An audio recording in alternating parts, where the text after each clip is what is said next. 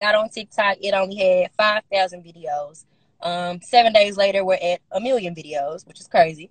So it jumped days, and I think that is out of this world. But when I first saw it, it was exciting. I was like, oh my God, like people are really dancing to my song out of nowhere, you know, and to see the numbers keep increasing at the speed they are currently. I'm just grateful. I'm thankful.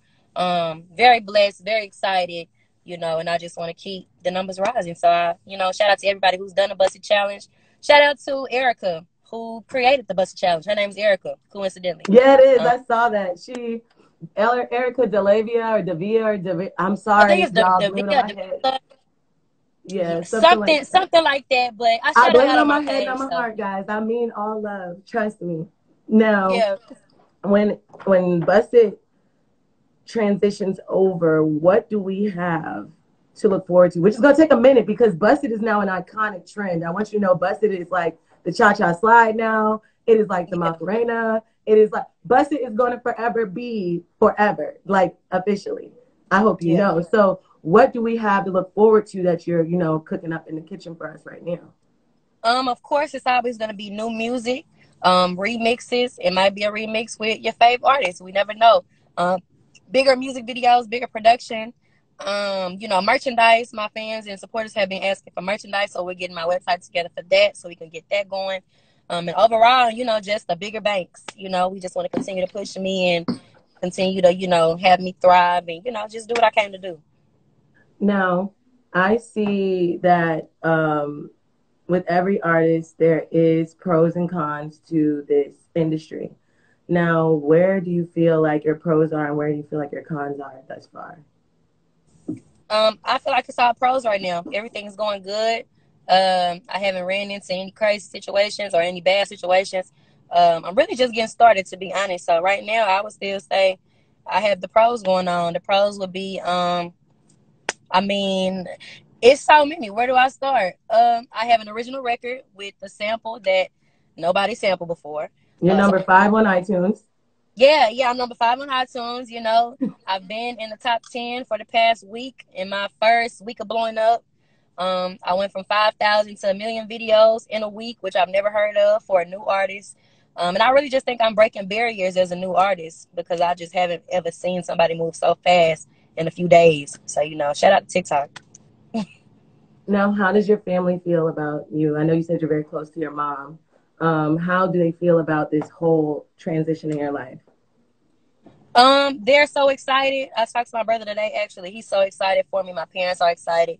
My whole family is excited for me because they know that this is something I've been wanting to do since I was a kid. I used to tell my dad when I was like 7, like, I want to be a rapper when I grow up. He used to say, stop telling people that. You embarrassing me. But now he tell people, oh, my daughter Ericabanks, Um, Exactly. yeah, he fake. But, they excited for me. So I'm just glad that they're behind me. That's so good. What's your creative process like? When you make your music, like what does that look like for you? In the studio, I typically like to just go through a beat pack, and I just like to pick one that I like. After I find one I like, I'll sit down, I'll write to it, I'll go record, and that'll be it. Or if I have the beat prior to the session, I'll write the full song before getting to the studio, and then I'll come to the studio and record. It just depends on if I have the beat when I get there or, before I come. But it's really quick. Do you have any favorite producers, engineers, studios, places you like to go in particular? I don't have any favorite studios. I can get the same vibe at any studio, but my favorite producers would have to be Sergeant J, who produced Buzzet. Shout out to him. Dodo, who produced Trip Out, that is also out. And I don't have a third favorite producer. I really work with them the most. Shout out to all the producers I work with, but I work with those two the most. So it would have to be Sergeant J and Dodo. Now, can you tell us what you would do? I know I asked you at the beginning, like how to get to where you are. What advice would you give other people? Is there anything else that you could share, like gym droppers or things like that? Oh yeah, wait. Before we get to that, what made you choose the Nelly song? Well, Sergeant J chose that. Because that's a That's the question. throwback. Yeah, that's a question for Sergeant J, the producer. He had already had the beat made, and he just played it for me, and I was like, "Oh, this dope. Let's take it back to the 2000s," And then we followed up with Tooth That. Shout out to Huey and his family. Rest in peace to him. But yeah, he wanted to do a 2000s vibe, so he played it. I was cool with it, and we ran with it. So